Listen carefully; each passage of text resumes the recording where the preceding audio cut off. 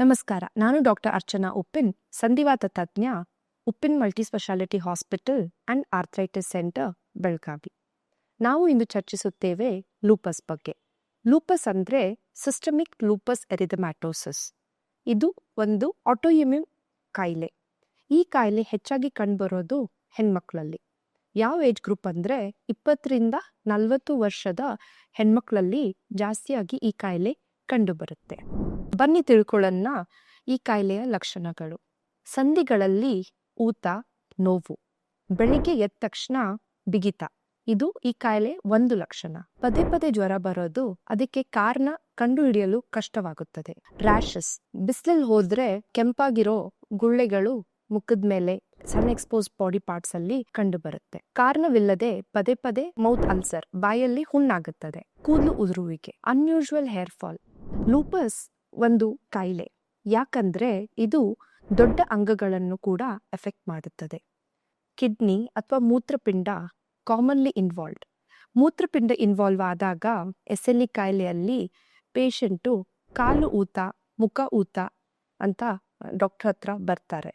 ಅಥವಾ local physician ಹತ್ರ ಹೋದಾಗ BP ಯಾಕೋ ಜಾಸ್ತಿ ತೋರಿಸ್ತಾ ಇದೆ ಅಂತ ಹೇಳ್ತಾರೆ. ಪದೇ ಪದೇ ಗರ್ಭಪಾತ ಆಗೋ ಚಾನ್ಸಸ್ ಕೂಡ ಜಾಸ್ತಿ ಈ ಕಾಯಿಲೆಯಲ್ಲಿ.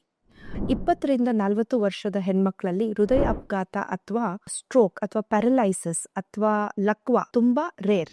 ಸೊ ಈ ಲೂಪಸ್ ಹೆಂಗೆ ನಾವು ಕಂಡು ಹಿಡಿಯೋದು?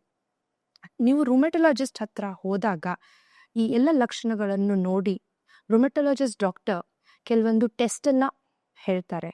ರೂಟೀನ್ ಟೆಸ್ಟ್ ಆಗಿ ಕಂಪ್ಲೀಟ್ ಬ್ಲಡ್ ಕೌಂಟ್, ಲಿವರ್ ಮತ್ತು ಕಿಡ್ನಿ ಫಂಕ್ಷನ್ ಟೆಸ್ಟ್ ಅನ್ನ ಮಾಡ್ತೀವಿ. ಇದರಲ್ಲಿ ಇಂಪಾರ್ಟೆಂಟ್ ಅಂದ್ರೆ ಯೂರಿನ್ ಟೆಸ್ಟ್. ಯೂರಿನ್ ಅಲ್ಲಿ ಅಕಸ್ಮಾತ್ ನಮಗೆ ಪ್ರೋಟೀನ್ ಕಂಡು ಬಂದಾಗ ನಮ್ಮ ಸಸ್ಪಿಷನ್ ಟುವರ್ಡ್ಸ್ ಲೂಪಸ್ ತುಂಬಾ ಜಾಸ್ತಿ ಆಗುತ್ತದೆ.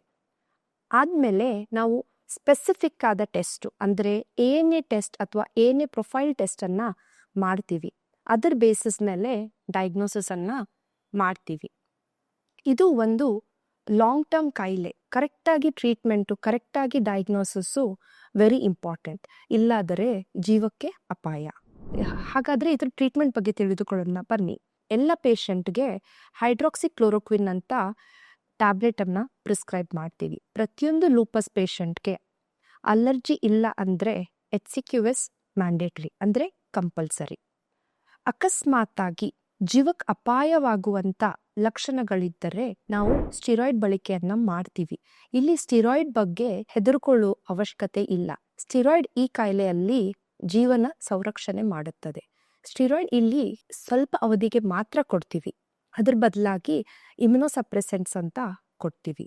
ಯಾವ ಆರ್ಗನ್ ಇನ್ವಾಲ್ವ್ಮೆಂಟ್ ಆಗಿರುತ್ತದೆ ಅದ್ರ ಬೇಸಿಸ್ ಮೇಲೆ ನಾವು ಇಮ್ಯುನೋಸಪ್ರೆಸೆಂಟ್ಸ್ ಕೊಡ್ತೀವಿ. ಲೈಕ್ ಮೆಥೋಟ್ರೆಕ್ಸೆಟ್, ಖಾಲಿ ಜಾಯಿಂಟ್ ಇನ್ವಾಲ್ವ್ಮೆಂಟ್ ಇದ್ದಾಗ ಮೆಥೋಟ್ರೆಕ್ಸೆಟ್, ದೊಡ್ಡ ಅಂಗಾಂಗಗಳು ಎಫೆಕ್ಟ್ ಆದಾಗ, ಕಿಡ್ನಿ ಎಲ್ಲ ಎಫೆಕ್ಟ್ ಆದಾಗ ಮೈಕೋಫಿನೋಲೇಟ್, ಅಜಾಥಯೋಪ್ರಿನ್ ಅಂತ ಟ್ಯಾಬ್ಲೆಟ್ಸ್ ಅನ್ನ ಕೊಡ್ತೀವಿ.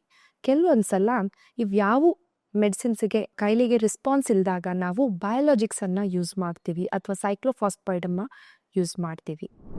ಲೂಪಸ್ ಕಾಯಿಲೆಯಿಂದ ಸಫರ್ ಆಗೋ ಪೇಷಂಟ್ ಟ್ರೀಟ್ಮೆಂಟ್ ಸರಿಯಾಗಿ ತಗೋಬೇಕು. ಅವರು ಪ್ರೆಗ್ನೆನ್ಸಿ ಕೂಡ ಪ್ಲಾನ್ಡ್ ಇರಬೇಕು. ಯಾವುದೇ ಕಾರಣಕ್ಕೆ ಟ್ಯಾಬ್ಲೆಟ್ಸ್ ಅನ್ನ ಬಿಡಬಾರ್ದು.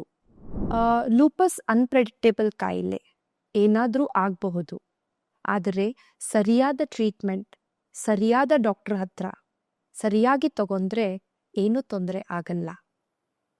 ಅದಕ್ಕೆ ನಿಮಗೂ ಅಥವಾ ನಿಮ್ಮ ಪರಿಚಯದವ್ರಿಗೆ ಯಾರಾದರೂ ಈ ಲಕ್ಷಣಗಳ ಕಂಡು ಬಂದಲ್ಲಿ ದಯವಿಟ್ಟು ರುಮೆಟೊಲಾಜಿಸ್ಟ್ ಹತ್ರ ಭೇಟಿಯಾಗಿ. ನಮ್ಮ ಚಾನಲ್ಗೆ ಹೆಚ್ಚಿನ ಮಾಹಿತಿಗಾಗಿ ಸಬ್ಸ್ಕ್ರೈಬ್ ಮಾಡಿ. ಧನ್ಯವಾದಗಳು.